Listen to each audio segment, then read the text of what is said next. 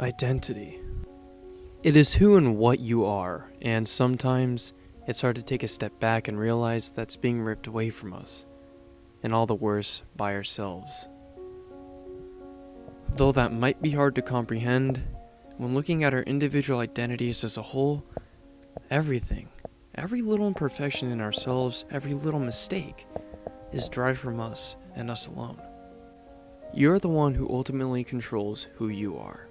You're the one who absorbs information, and better yet, chooses what information is worthwhile to you. You are the one who throws things out that you feel make you, not the you want to be. No one can force you to believe something that you don't want to believe. No one can make you who you don't want to be. It's all up to you.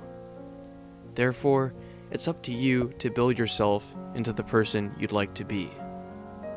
But this isn't to go to say that those same people who want you to believe these things don't serve a purpose in your life. These people give us options in life. Some we choose to neglect, and others we choose to accept.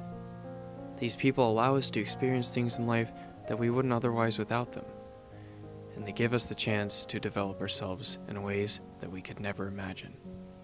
Think about it like this. Life is a gigantic and seemingly endless river, and you're just a boat going along for the ride. But in that river, there are different streams and obstacles you could either choose to endeavor or to pass by. Choosing to go through the obstacles in the river might be a little scary at first, but in the end, you'll be more willing and prepared for them the next time they come around. It teaches you valuable experience you wouldn't get by passing it by, and overall turns you into a true captain of your ship.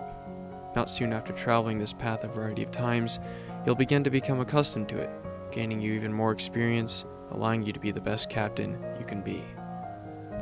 This goes to show that as you experience life, you're teaching yourself who you are and who you can be.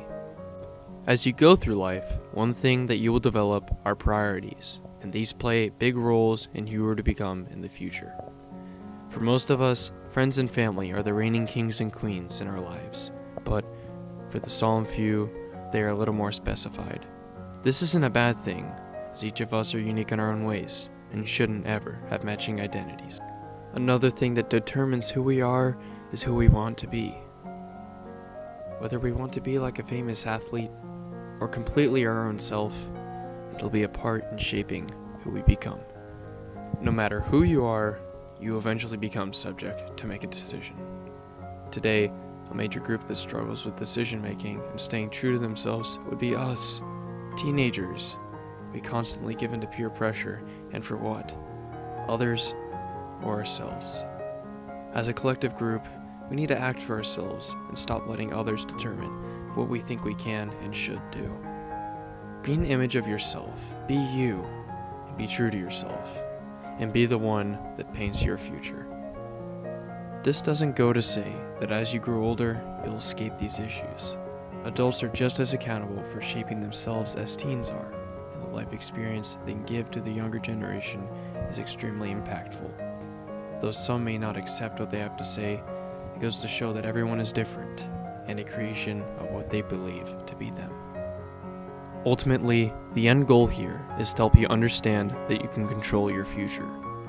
Don't be spastic in your decision making. Step back and think about how the decision you're about to make will affect others. Think about who's important in your life, and think about your priorities. Will this decision affect you? Could this decision be the last one you'd make? All these things should be taken into account, since one little mistake could risk taking it all. For example, you decide to succumb to the pressure of those around you and commit a criminal act. Though you swore your parents would never figure out, one of your friends got the word out and it came full circle, leaving your parents devastated. Had you stayed true to yourself, you would have never had to deal with that problem, and it would have been a major stepping stone in the building of your identity. To further avoid major mistakes like these, it's important that you identify your problems. Identify those that create problems for you, but just remember, just because your friends influence you doesn't mean it's for the worse. Find the negatives in your habits. Find the outliers in your routines. Find the things that don't belong. We will never be perfect. We will never have the chance to be perfect. But the most we can do is try to be the best version of ourselves that we can be.